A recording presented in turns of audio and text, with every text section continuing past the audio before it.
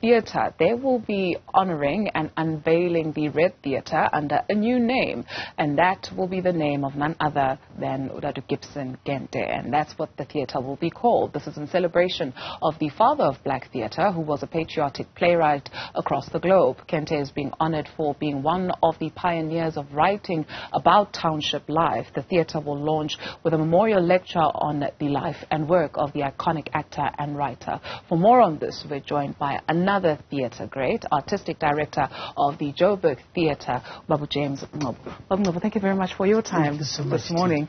I think when I think of Babu Gibson Kente, I think of maybe what we used to watch when we were growing up, Babu Smomo, Touch My Heart, Feel the Beat, but there was so much more to him. Perhaps for somebody who's not aware who we're talking about, who is Babu Gibson Kente?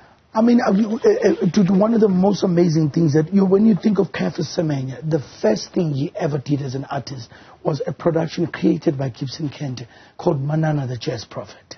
So Prakip holds a very deep space in terms of just black narrative and the visibility of that narrative at a very difficult time. And I was saying to a colleague yesterday that it still blows my mind that Prakip was making work at a time when we had a terrible law in this country called the influx control that meant there was a certain number of black people in white areas, and yet he was able to take this bus and go around. It just absolutely blows my mind. But we, the theatre and the city of Joburg got together, and this decision was taken to attach this amazing legacy to Soweto Theatre. And next weekend on Sunday, and there will be this great moment that will be happening in Soweto. We've then gone on and also commissioned an art gallery. When you walk into a theatre, before you see the Gibson Kente Gallery, you're going to see a thing called the Gibson Kente Gallery before you get to the theatre. That is just a huge wall, a spectacle with his memory of all the works he wrote, some amazing, some of them unseen pictures of Prakip. We've worked with his family. It's just like, and so I'm directing an orchestra of young people, 25 on brass, 16 on viola, cello, and violin. And my heart was just smiling the other day looking at these two young girls, 16, with their scores, playing Prakip. One of them says, "Nah, I can see." It's just so Sure, sure. Mara, his legacy lives on and his spirit lives on. So through this, also what the theatre is doing is immortalizing him. Maybe because you spoke about him producing some of his most amazing work at such a difficult time, which says what about the arts, culture and heritage space in South Africa? Yeah, I mean, like the arts have always needed people who are so tenacious, to people who are so driven, because the arts are always in collision with power, with whatever that is there at the time, and it is the ilk of Prakip that are able to take these stories and give space. Tutu was saying that it's very rare that you'll watch a TV series in this country and not find an actor that somehow links to Gibson Kente in all the TV programs that are out there. And I got directed by directors who were trained by Prakip when I was a young actor. There was an indelible mark that he left around stories, taught actors to read, taught actors to be ambitious, taught actors to be universal. And so a lot of things that we speak about today, Prakip is an unbelievable gateway for these things. And for me to sit with young people, I'm working with young people. One is a graduate from UCT and one is from UKZN. And these young people are taking what Prakip has done and taking it forward. And we have a young lady who's doing a PhD through the Mellon Foundation, who is a VET alumni, who's one of the people delivering a lecture. So we're not looking at Prakip as a relic from the past. We are saying, how does he collide with the now? Who is Gibson Kente now? What are his footprints? What is the significance of Prakip today? And it's beautiful. We're getting more and more young people who are working on a thesis that pivots around Gibson Kente. That is so amazing. I mean, we also know, or rather we are told, that he was quite the disciplinarian. And so that collection process of his archives, what are some of the things that he believed in. What kind of a person was he? Who was he? You know, even when we talk about taking him and bringing him to light and crystallizing him even today. Yeah, somebody was telling me that Prakip used to say, no brain, no actor. Which is, you know what I mean, the most beautiful thing, because I know it myself as a director. When you direct a curiosity, not a talent, a curiosity is something that transcends the gift. It is the most amazing thing when you can sit and dissect an epoch, a time, a person, an idea with an actor, and an actor is able to immerse themselves, you know, in that you jump with joy, because then in a collaborative space, you're not telling an actor what to do. You're saying, this is how I'm feeling this work, and this is how I see you fitting into it. So Prakip planted that seed a long time ago. I mean, I got directed by a man called Vusti Bagwane, who was one of the finest actors that Gibson Kente produced, and he was in Schoolgirl and the Taxman.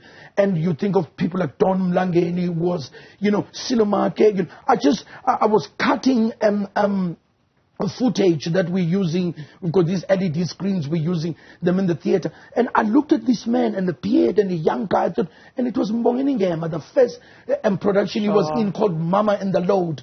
And it's just like, I run out of words when I think of what is it that Prakip did for theater in this country. And as the country was changing, Prakip was able to transcend that space and started taking his work to places like the Playhouse, like Parkhoffs, but what he did for the townships. I remember growing up in a township called Guamashu in Durban, and I was the youngest, and my siblings every year went to watch the Gibson Kente, and I was sitting 3 weeks ago, and I met this couple, and I was chatting to them, and at some point we discussed how they met, and it turned out that he bought a ticket to watch a Gibson Kente show, and she was waiting for a boyfriend. They were both stood up, and when the doors were closing, he offered her the ticket. They walked in and watched Gibson Kente. They've been married for like 35 years. Look at that. So we are the theatre is celebrating 10 years, and to put Prakip onto this, and to say to Sowetans that we're always speaking to people from Soweto around the ownership of this theatre, the memories that have been pouring from people, and we're looking at putting together just like some kind of manuscript of these memories that people have. And I bump into somebody that I know who's a paleontologist, and they say, I grew up 3 houses away from Gibson Kente's house, you know, and so he really is on a certain pedestal, and there was something about him that was able to allow to gift young people with gifts that go beyond them working with him. And that is why he's produced all these producers and directors. And as Soweto Theatre and the city of Joburg, we're taking our hats off to this great man who was born in a tiny village called Duncan Village in East London, a great librettist, a great music composer. Hugh Masagela, I played him. I was working with Prayu on a production called Sons of Migration. I played him because Prayu left this country very young. I played him this 3 tracks. He said to me, who is this?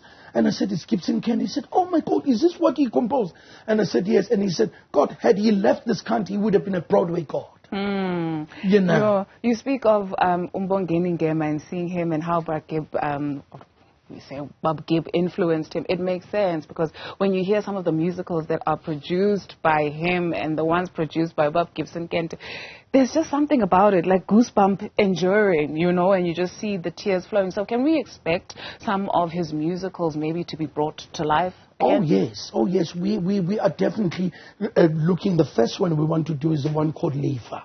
And so we're looking at staging that next year. And this year, I've taken his ballads, and I've got these 3 women, these 3 ingenues that are going to be singing. Tsepo Ngoma is conducting the orchestra, and we've just, we were spoiled for choice as to what songs to, and we also are planning a sing-along. There's a song called Nwele Nwele. There's a song called Have Faith in God that Tsepo will bring up the house lights, and Tsepo will conduct the audience, and just to get them to stand up and have like a sense of a mass choir of these people. I've been insomniac just thinking about it, but I'm so looking forward to it, because you fly to America, you fly to London, you get to London, there's a theatre called the Sir John Gielgud, there's the August Wilson in New York, there's the Neil Simon in New York. It is so important that there's no amnesia in the arts. We are able, through these pioneers, to map the way forward. And you know me, I'm a freak for mentorship. I like being around people, young people, because it's just logical to mentor young people who will be the future content creators. And so we all look up to I mean, as a writer and a producer, there is nobody else that is black to look at but Gibson Kente.